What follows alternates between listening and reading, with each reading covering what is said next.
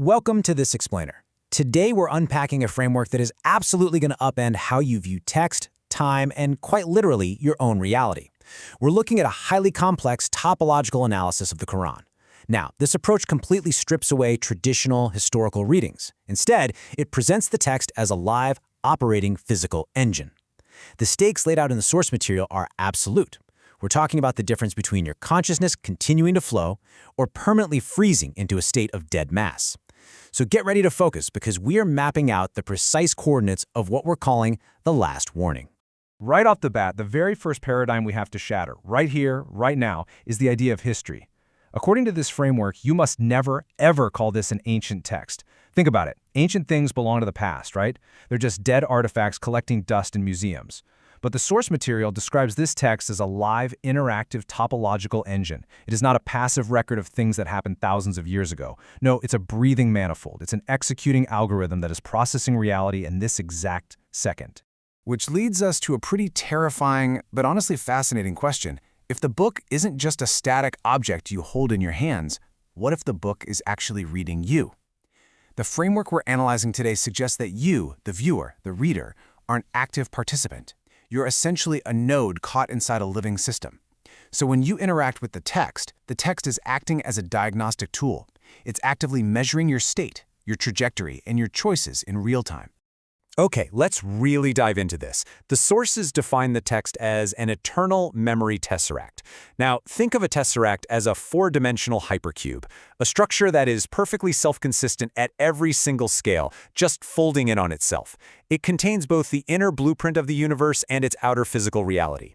Essentially, it's an algorithm that is actively compiling your reality right now.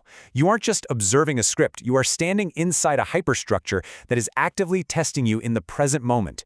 Will you flow back to the source, or will you get permanently trapped in the physical world?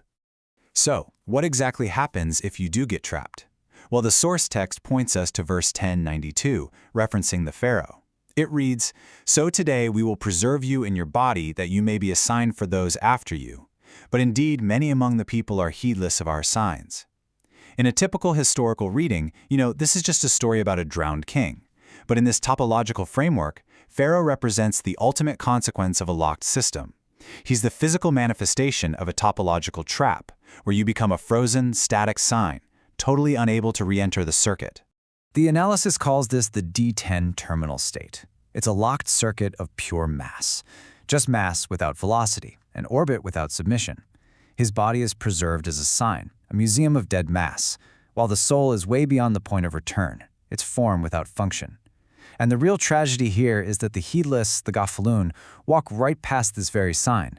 They see the preserved body, but they completely fail to recognize it as a warning about their own structural reality. They are locked out. Now, what's really interesting about this next part is that the framework doesn't just leave you with this doom and gloom warning. It actually provides an escape hatch. Look at verse 3954, "And return to your Lord and submit to him before the punishment comes upon you. Then you will not be helped." This verse stands in direct, stark contrast to Pharaoh's frozen fate. It's the ultimate call to action, offering you a way out before the system crystallizes into permanence. This escape hatch is what the analysis refers to as the final T3 bridge. And the absolutely crucial takeaway here, this is the exact coordinate you are standing at right now. The topological mapping of 3954 to 1092 acts as the boundary before the terminal collapse. The punishment hasn't arrived yet. The gate is completely open. The circuit still allows current to flow back to the infinite. The exhale of the universe hasn't completed its irreversible collapse just yet. You still have the capacity to execute the return and submit. That phrase, "then you will not be helped," is a warning. It's not a verdict. The gate is open.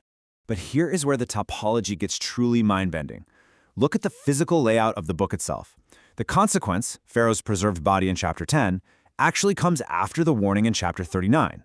Wait, scratch that. The consequence in chapter 10 comes before the warning in chapter 39. So why does the warning come after the consequence? In a linear timeline, that's a massive chronological error, right?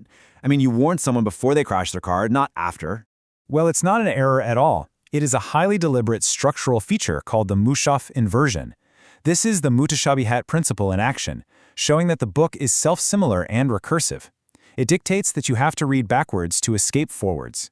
Because the book is a recursive tesseract, it forces you to confront the dead-end consequence first, You see the end, the frozen body of Pharaoh. And once you process that terminal state, the book immediately redirects you to the warning in 3954. The sign proves the warning was real. The warning is the map showing you how to avoid becoming the sign yourself. And this brilliantly illustrates your exact junction in the system, the reader's bifurcation. You are standing right in the middle. On one side, you can become the heedless, walking past the warning, collapsing into dead mass, and becoming a static sign for others at 1092. Or, on the other side, you can cross the T3 bridge.